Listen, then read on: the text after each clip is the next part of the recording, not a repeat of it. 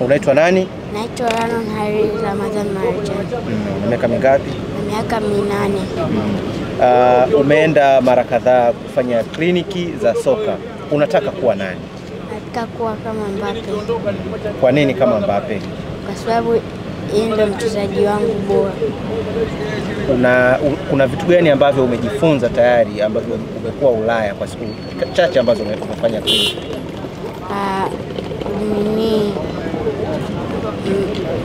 Passing, defending, and always tactics. Unawaambiaje wazazi wako, unawaambiaje marafiki zako ambao wanapenda mpira? Nawaambia kama ninaenda kwa mfano nikafundishwa tactics na how to defend the ball. Kwa hapa Tanzania mchezaji gani ambaye unampenda? Lionel Ateba. Lionel Ateba. Na kwa nini unampenda Ateba? Kwa sababu ye napenda Simba mimi. Kwa majina naitwa Mahmud Kibwanajoro. Mimi ni mlezi kwa maana ya Ranon Hari Ramadhan, ni mtoto wa rafiki yangu. Rafiki yangu karibu sana. Hivyo nashirikiana na familia yake kwa maana ya baba, mama na aunti zake ambao wanasapoti mchakato wake wa maendeleo ya soka. Tumetokea Spain ambako alikuwa na klabu ya Atletico Madrid, wana academy yao ya watoto. Kwa hiyo last year alikuwa Marekani, pia walimuinvite kwa Marekani na bahati nzuri alikuwa yuko kule. Kwa hiyo wakaona kipaji chake, wakawa wamemwalika kwenye kliniki zao ambazo zilifanyika pale Washington DC.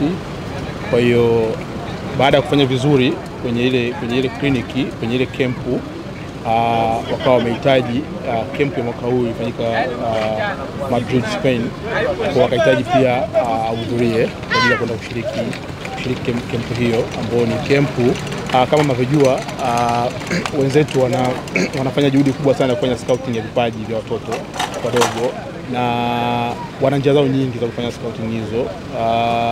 Miongoni mwa njia zao ni pamoja na hiyo, wanaalika watu tofauti kutoka mataifa tofauti, na wakati mwingine wao wenyewe as a club wanaenda kuweka camp huko katika hizo nchi kwa ajili ya kuvutia watoto kuja kufanya kempu zile, na wanapokuwa wanafanya zile kempu ndio wanapokuwa wanaanza kuona vipaji.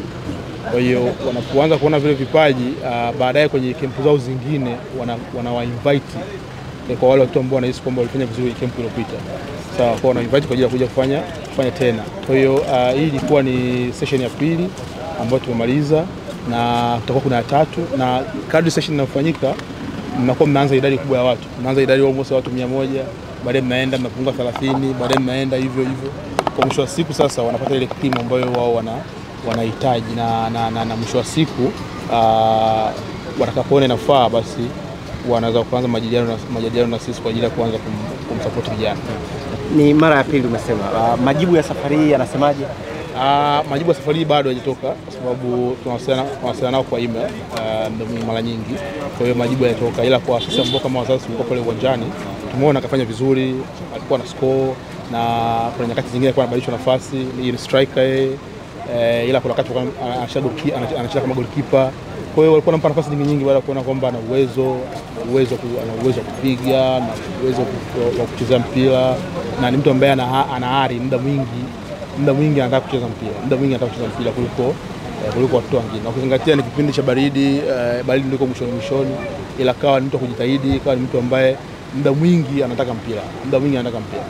Kuna umuhimu gani kuwekeza katika vijana wadogo hasa katika la Tanzania tunapokuwa nafasi kwenda katika soka la Ulaya wakiwa na umri mdogo?